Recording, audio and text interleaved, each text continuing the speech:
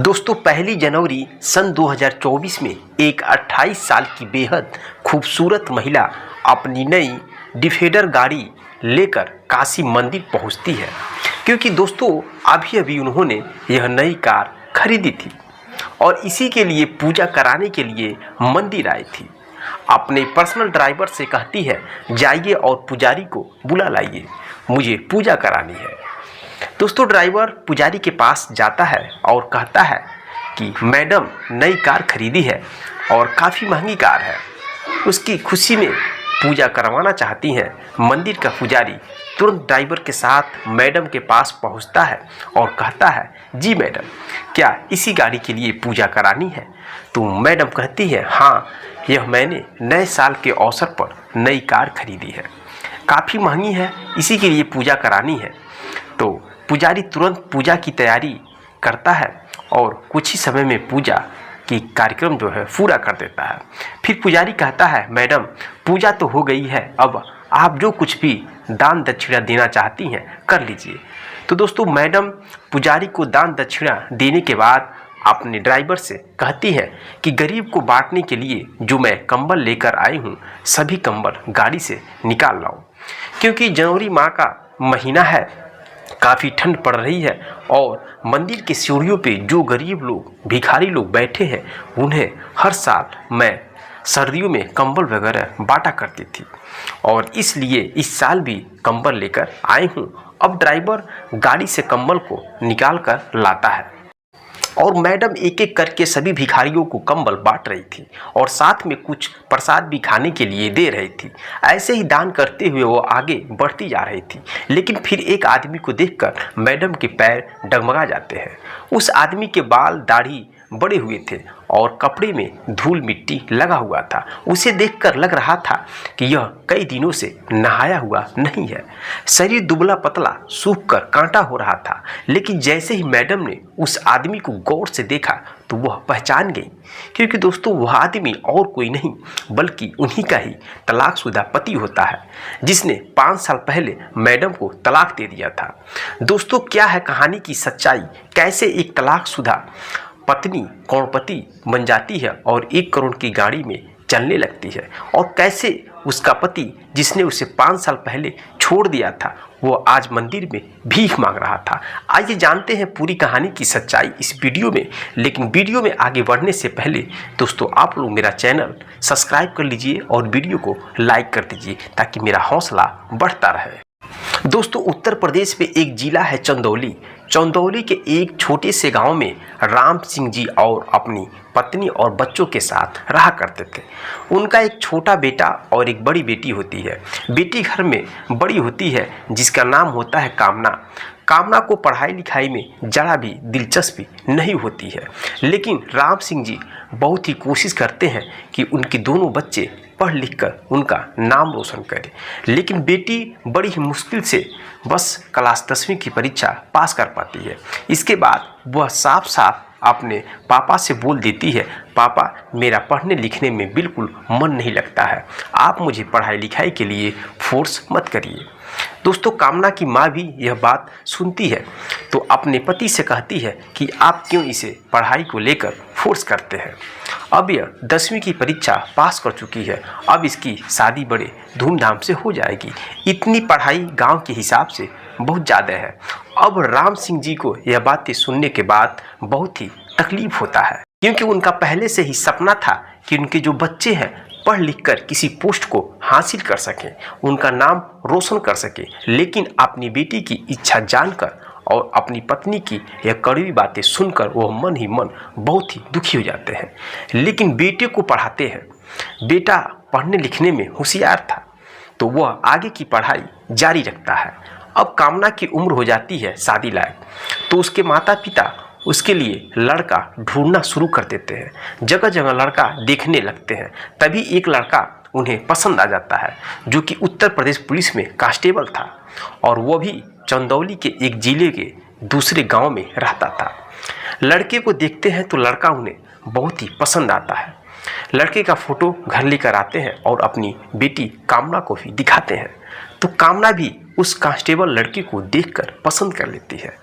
उस लड़के का नाम करण था। देखने में सुडौल काफ़ी सुंदर था। अब लड़के के घर वाले से कामना के पिताजी मुलाकात करते हैं और रिश्ते के बारे में बातचीत करते हैं। दान दहेज की बातचीत होकर शादी की तारीख भी तय हो जाती है और तय की गई तारीख पर बड़े ही धूमधाम से उन दोनों की शादी हो जाती है। शादी के बाद कामना अपनी ससुराल पहुंचती है। दोनों पति और पत्नी अपनी वैवाहिक जीवन को लेकर बहुत सजग थे और बहुत अच्छे से गुजारने लगते हैं। करण अपने माता पिता की इकलौता संतान था। कामना भी अपने ससुराल में बहुत इज्जत और देखभाल से रहती थी। बहुत ही बढ़िया तरीके से यह परिवार रहने लगता है। समय बीतता चला गया तो समय के अनुसार जो कामना है, कामना को करण के बारे में कुछ ऐसी बातों का पता चलने लगता है कि जो कामना है वो बिल्कुल भी नागवार गुजरती है। कारण उत्तर प्रदेश पुलिस में कांस्टेबल था, लेकिन 2 नंबर का पैसा करण कमाता था और अयासी करता था। कई लड़कियां और औरतों के साथ उसके नाजायज संबंध भी थे। शराब पीता था और अपनी लाइफ को एंजॉय करने का शौकीन था। उसे किसी की ज़्यादा परवाह नहीं होती थी। अपनी लाइफ को अपने हिसाब से वो जीता था। जब यह बातें कामना के सामने आने लगी तो कामना अपने पति को समझाते हुए कहती है, देखिए नशा और लड़कियों का चक्कर आपको एक दिन बर्बाद कर देगा। आपकी अच्छी खासी उत्तर प्रदेश पुलिस में नौकरी है। अपनी नौकरी को ईमानदारी के साथ करिए और ऐसा बेईमानी का पैसा कभी भी फलता नहीं है, वो परिवार को भी नुकसान देता है। इसलिए आप बेईमानी का पैसा मत कमाइए। आपकी तनख्वाह काफ़ी है, हम लोग आसानी से इतने पैसे में गुजारा कर लेंगे। हमारे घर में हमारे जो पिताजी थे वह सिर्फ थोड़ी सी खेतीबाड़ी करके हमारे परिवार का पालन पोषण करते थे। हमें पढ़ाया भी, हमारी शादी भी कर दी और आपकी तो वैसे भी सरकारी नौकरी है। आप यह 2 नंबर का काम छोड़ दीजिए। कामना की इन सब बातों के कारण जो करण है इनको नज़रअंदाज कर देता है और उसके ज़्यादा ही विरोध करने लगता है, उस पर हाथ भी छोड़ देता है। अब करण और भी ज़्यादा शराब पीने का आदी बन जाता है और रोजाना दारू पीकर घर आता है, हंगामा खड़ा करता है। अब कामना के सास ससुर भी अपने बेटे से परेशान हो गए थे। वह एक दिन कामना को अपने पास बैठाकर समझाते हैं, बेटी अभी तो यही ड्यूटी इसका है, लेकिन हमें पता चला है कि अब इसकी पोस्टिंग इलाहाबाद में होने जा रही है, तो हम चाहते हैं कि तुम भी इसके साथ इलाहाबाद चली जाओ। तुम्हारे साथ रहेगा तो इसका ध्यान लड़कियों से दूर रहेगा। तुम इसे समझाओगी तो शायद यह शराब पीना भी छोड़ सकता है। बेटी अब इस घर की इज्जत तुम्हारे हाथों में है, तुम ही इसे सुधार सकती हो। इतना कहकर उसके सास ससुर की आंखों में आंसू भर आते हैं। अब वह उनके आंसुओं को पोंछती है और कहती है कि आप लोग चिंता मत करिए, मैं अपनी पूरी कोशिश करूंगी इन्हें सुधारने के लिए और सच्चे रास्ते पर लाने के लिए। अब यह बिगड़ चुके हैं तो हम ही इन्हें सुधारेंगे। दोस्तों, अब करण के माता पिता करण से कहते हैं कि बेटा देखो, अभी नई नई शादी हुई है तुम्हारी और पोस्टिंग इलाहाबाद होने जा रही है, तो अपनी पत्नी को भी अपने साथ ले जाओ। थोड़ा बहुत समय अपने पत्नी के साथ गुजारो, इसलिए तुम इसे अपने साथ ले जाओ। वहाँ कोई क्वार्टर ले लेना और दोनों एक साथ रहना। इसको कुछ दिनों तक वहीं पर घुमाना, फिर वापस आ जाना। लेकिन दोस्तों, करण इस बात से मना कर देता है, क्योंकि वह जानता था कि अगर पत्नी को साथ रखेंगे तो उसे हर काम से रोक टोक करेगी। इसलिए वह बार बार मना करता था कि मैं इसे अपने साथ नहीं ले जा सकता। परंतु माँ बाप के ज़्यादा फोर्स करने की वजह से वह कामना को भी अपने साथ इलाहाबाद लेकर चला जाता है। अब एक क्वार्टर लेते हैं और दोनों रहने लगते हैं। लेकिन कुछ दिनों बाद वह अपनी गंदी हरकत फिर से शुरू कर देता है। घर शराब पीकर आता है और उसके फ़ोन पर गैर लड़कियों का कॉल आता है। कामना उसको समझाने की बहुत कोशिश करती है, लेकिन वह एक न सुनता है। हमेशा शराब के नशे में धुत रहता है और जब नशा उतरता है तो कामना फिर उसे बहुत समझाने की कोशिश करती है, लेकिन करण पर कोई भी फर्क नहीं पड़ता है इस बातों का। और बात इस हद तक बढ़ जाती है कि एक दिन कामना उसे समझा रही थी कि यह शराब पीना छोड़ दो, लड़कियों का चक्कर छोड़कर अपना ईमानदारी से ड्यूटी करो। तो इस बात पर करण आग बबूला हो जाता है और कामना को मारने पीटने लगता है और जोर से पीछे की तरफ धक्का दे देता है, जिससे कामना का सिर दीवार में टकरा जाता है और खून बहने लगता है। फिर कामना भी उसे और ज़्यादा बातें सुनाने लगती है, जिस कारण वह कामना का हाथ पकड़कर उसे घर से बाहर निकाल देता है और कहता है कि यहाँ से कहीं भी तुम चली जाओ, मैं अब तुम्हें अपने साथ नहीं रखूँगा। वो दरवाज़ा बंद कर लेता है और अंदर चला जाता है। दोस्तों, कामना रोड पर खड़ी रहती है और रोती है। उसको कुछ समझ नहीं आ रहा था कि अब वह क्या करे, कहाँ जाए। फिर वह खुद को संभालती है और एक रेलवे स्टेशन पर पहुंच जाती है। वहां पर जाने के बाद अपने माता पिता को फ़ोन करती है और बताती है कि पिताजी, मेरे साथ यहाँ ऐसा ऐसा मामला हो गया है। मेरा पति रोज़ाना मुझे मारता है, मैं तंग आ गई हूँ अपनी ज़िंदगी से। आज मुझे फिर से मारकर घर से बाहर निकाल दिया है। तो उसके पिताजी कहते हैं कि बेटी, वह तेरा पति है, तेरा ससुराल है। ऐसे में हम सब की भलाई इसी में होगी कि तू किसी भी तरह से मार खाकर भी उसी के साथ रह लो। थोड़े दिन बाद हो सकता है कि शायद वह सुधर जाए। तो कामना कहती है कि पिताजी, आप जो कह रहे हैं मैं खुशी खुशी कर लूँगी, लेकिन कुछ ही दिनों में आपके पास खबर मिलेगी कि आपकी बेटी मर चुकी है, क्योंकि वह इंसान नहीं, जल्लाद है। वह किसी भी दिन मेरा गला दबाकर मुझे जलाकर मार सकता है, फिर ज़बरदस्ती मुझे पंखे में लटकाकर फांसी चढ़ा देगा और कहेगा कि इसने आत्महत्या कर ली है, कि यह गलती काम करती थी इसलिए सुसाइड कर लिया। मेरे दामन पर कीचड़ उछालेगा, जिससे आपकी भी बदनामी होगी। तो मेरे लिए बेहतर यही होगा कि पिताजी, मैं अब यह घर ही छोड़ दूंगा। अब उसके माँ बाप की दिलचस्पी, अब उसके माँ बाप का भी दिल पसीज जाता है। वो कहते हैं, ठीक है बेटा, तुम अपने घर वापस आ जाओ। फिर कामना वहीं से ट्रेन पकड़कर चंदौली आ जाती है और अपने घर पहुंच जाती है। फिर अपने सास ससुर को फ़ोन करके सारी कहानी बताती है कि आपके बेटे ने मेरे साथ मार पीट करके मुझे घर से बाहर निकाल दिया था और अब मैं अपने घर आ गई हूँ। अब उसके सास ससुर भी यह बात सुनते हैं तो बहुत ज़्यादा परेशान हो जाते हैं, लेकिन अपनी बहू को क्या कह सकते थे। अब अपना ही बेटा जब नालायक हो, फिर वो कहते हैं, ठीक है बहू, तुम फिलहाल अपने माँ बाप के साथ ही रहो, आगे देखते हैं क्या होता है। हम उसे समझाने की पूरी कोशिश करेंगे, लेकिन कर्म समझौते की नौबत ही कहाँ आने देता है। दोस्तों, वह पहले ही तलाक के पेपर भेज देता है और इन पर अपने साइन करके मेरे पास भेज दो। लेकिन कामना पेपर पर साइन नहीं करती है, उन्हें अपने पास ही रख लेती है और सोचती है कि अब मेरा पति मेरे जीवन में कभी भी वापस लौट कर नहीं आएगा। मेरा जीवन बिल्कुल अकेला हो जाएगा। जीवन काटने के लिए मुझे कुछ न कुछ तो काम करना ही पड़ेगा। दोस्तों, कामना पढ़ाई लिखाई में तो बिल्कुल जीरो थी, लेकिन सिलाई, कढ़ाई, डांस, सिंगिंग के साथ साथ वह खाना भी अच्छे से बनाना जानती थी और बहुत ही टेस्टी खाना बनाती थी। तो उसने इन सब कामों में बहुत रुचि रखी थी। दोस्तों, वह अपने टैलेंट को अपने YouTube चैनल पर डालना स्टार्ट कर देती है वीडियो बनाकर, और उसका वीडियो धीरे धीरे लोगों को पसंद आने लगता है और देखते ही देखते वीडियो वायरल होने लगता है। इसके बाद दोस्तों, वह कई अलग अलग प्लेटफार्म पर अपना वीडियो बनाकर पोस्ट करती है। सिंगिंग का वीडियो बनाती है, डांस का वीडियो बनाती है, रील अपलोड करती है। कुछ ही समय में कामना को हर एक प्लेटफार्म से अच्छा खासा रिस्पॉन्स मिलने लगता है और अच्छी खासी इनकम आने लगती है। 10 लाख रुपए का महीना उसका इनकम शुरुआत हो जाता है। उसके मम्मी पापा भी अचंभों में पड़ जाते हैं कि जो लड़की पढ़ाई लिखाई में बहुत कमज़ोर थी और आज वो सोशल मीडिया पर इतना ज़्यादा पैसा कमा रही है। दोस्तों, कामना को भी अपने ऊपर विश्वास नहीं था कि वह एक दिन यह सब मुकाम हासिल करेगी, खूब पैसा कमाएगी और अपने परिवार की मदद करेगी। दोस्तों, नया आलीशान घर बनवाया है, उसको नई नई गाड़ियाँ लेने का शौक़ लग जाता है और पैसे की कोई कमी नहीं रहती है। दिल की भी वो बहुत साफ थी, गरीबों की बहुत मदद किया करती है। जो कोई भी उससे किसी भी तरह का मदद के लिए आता था तो उसकी मदद कर दिया करती थी। अब नए साल पर एक नई डिफेंडर कार लेकर काशी मंदिर पहुंचती है, पूजा कराती है। पूजा कराने के बाद हर बार की तरह वह गरीबों को कंबल बांट रही थी कि उसकी नज़र एक व्यक्ति पर पड़ जाती है, जिसे देखकर वह दंग रह जाती है। अब पत्नी तो पत्नी ही होती है, पति को किसी भी हालत में पहचान जाती है। तो जो पत्नी अपने पति को सच्चा प्रेम करती है, वह अपने पति की परछाई से भी उसे पहचान जाती है। करण को पहचानने के बाद कामना की आंखों में आंसू आ जाते हैं। फिर करण भी जब नज़र ऊपर उठाकर अपनी पत्नी कामना को देखता है तो वहीं फूट फूट कर रोने लगता है।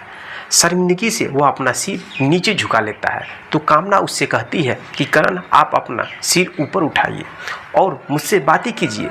जैसे ही वह अपनी पत्नी की जुबान से अपना नाम सुनता है तो उसके दिल की धड़कन बढ़ जाती है। अब वो अपनी निगाहों को ऊपर उठाता है और दया की दृष्टि से अपनी पत्नी की तरफ देखने लगता है। आंसू उसकी आंखों से लगातार बह जा रहा था। वह बहुत ही शर्मिंदा था अपने लिए, पर कामना उसके बाजुओं को सहारा देते हुए खड़ा करती है और कहती है कि चुप हो जाइए, आइए मेरे साथ गाड़ी में चलो, उसमें बैठो और मुझे बताओ कि आपकी यह हालत कैसे हो गई। आपकी तो एक अच्छी सरकारी नौकरी थी, आप पुलिस थे, फिर आप यहाँ पर भीख मांगने के लिए क्यों मजबूर हो गए। मैंने तो तुम्हारे मम्मी पापा से भी कई बार बात करने की कोशिश की थी, उन्होंने भी तुम्हारे बारे में कोई जानकारी नहीं दी थी। उन्होंने बताया था कि तुम अपने घर पर आना जाना बंद कर दिए थे। आखिर क्या वजह है इन सब की तरफ। करण अब अपना सिर झुका लेता है और सोच में पड़ जाता है। फिर बोलता है कि यह सब मेरी गलती की वजह से हुआ है। तुम्हें घर से निकाल देने के बाद मैं पूरी तरह से खुद को आज़ाद समझने लगा और मेरा एक लड़की के साथ प्रेम प्रसंग चल रहा था। उसने अपने साथ मेरी कुछ प्राइवेट फ़ोटो और वीडियो बना ली थी और मुझे ब्लैकमेल करके मेरा सारा पैसा लूटने लगी। इसके बाद एक मुजरिम को केस से बाहर निकालने के चक्कर में मेरे पास बड़े अधिकारियों को उनकी भनक लग जाती है और ऐसे ही 3-4 केस मेरे ऊपर और भी चल रहे थे, जिनके चलते मुझे नौकरी से हमेशा के लिए निकाल दिया गया। नौकरी छिन जाने के बाद मैं अपने माँ बाप के सामने जाने के लिए हिम्मत नहीं जुटा पाया और अपने गाँव नहीं गया। कुछ समय तो इलाहाबाद में ही रहकर 2-4 साल रहा और पैसे मांगकर गुजारा किया, लेकिन जब लोगों ने मदद करने से इनकार कर दिया तो मैं काशी चला गया और यही मंदिर पर भीख मांगकर अपना जीवन काट रहा हूँ। अपनी ज़िंदगी की कहानी सुनाने के बाद वो फूट फूट कर रोने लगता है। इधर पत्नी भी अपने पति की ऐसी हालत देखकर उनके भी आंखों में आंसुओं की धार बहने लगती है। करण हाथ जोड़कर कामना से माफ़ी मांगता है, उसके पैर पर गिर जाता है तो कामना उसको उठाते हुए कहती है कि ऐसा मत करिए। पति का स्थान पत्नी के पैरों में नहीं बल्कि उसके दिल में होता है। आपने जो भी गलतियां की हैं वह कोई बात नहीं। मैंने आपको बहुत समझाने की कोशिश की, लेकिन आपको मेरी बात समझ में नहीं आई, कोई भी बात अच्छी नहीं लगती थी। और देखो आज आप कहां से कहां पर आ गए हो। आप पहले देखने में कितने हैंडसम दिखते थे और आज एक भिखारी बनकर रह गए हो और यहाँ मंदिर की सीढ़ी पर पड़े हुए हो। वो उसे अपने सीने से लगा लेती है और अपने साथ लेकर जाने लगती है। दोस्तों, कामना की माँ जो है कामना के साथ मंदिर आई थी। वो कहती है कि कामना, तुम इस आदमी का हाथ छोड़ दो, इसको अपने साथ मत ले जाओ, ये आदमी तेरी अच्छी खासी ज़िंदगी को बर्बाद कर देगा। तो कामना कहती है कि माँ चाहे कैसे भी हो, लेकिन मैं इन्हें अपना पति मानती हूँ और इनके बुरे समय में अगर मैं इनका साथ न दे पाई तो मुझे बहुत दुख होगा। मैं अपनी ज़िंदगी में चाहे कितना ही पैसा क्यों न कमा लूँगी, लेकिन अपने दिल को नहीं समझा पाऊँगी। क्या जवाब दूँगी कि मैं अपने दिल को, इसलिए इन्हें मेरे साथ जाने दीजिए। करण को अपने घर लेकर जाती है और उसका बाल दाढ़ी बनवाकर उसको नए कपड़े पहनाकर अच्छे से तैयार कर देती है। फिर करण पहले की तरह स्मार्ट और हैंडसम लगने लगता है। अब कामना उससे बहुत प्यार से पूछती है कि क्या आप अपने जीवन में दोबारा यह गलती करोगे या छोड़ दोगे मुझे।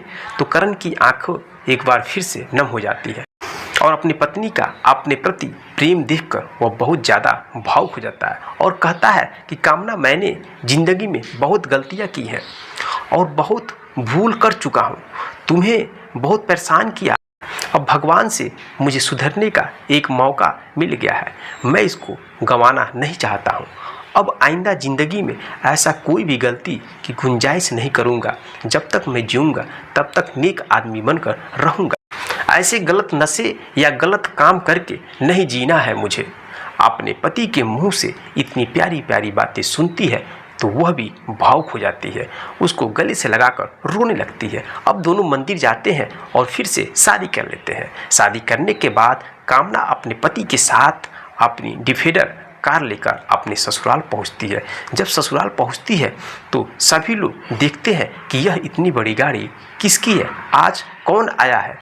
फिर जब गाड़ी से कामना और करण बाहर निकलते हैं तो सभी की आंखें फटी की फटी रह जाती है।